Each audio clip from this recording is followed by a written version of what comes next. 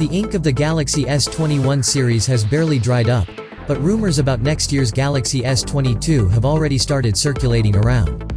With the Galaxy S21 series being an evolutionary refresh of the disappointing Galaxy S20 series, it's only natural to expect next year's Samsung flagships to shake things up a bit with bolder design, even better performance, and most importantly, better cameras.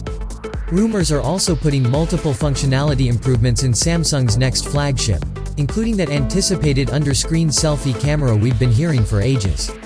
Samsung will likely never change its dual chipset strategy and continue to outfit its US-bound Galaxies with Qualcomm chipset, while the rest of the world will get the Exynos treatment.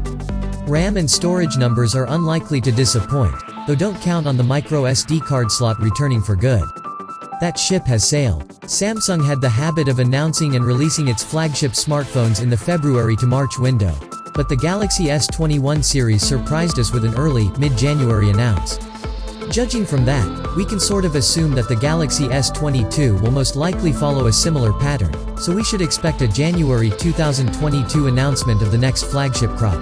The Galaxy S21 series actually arrived with a slightly more affordable price tag in comparison with the Galaxy S20 series, but would that the same be true for the Galaxy S22, Galaxy S22 Plus, and Galaxy S22 Ultra?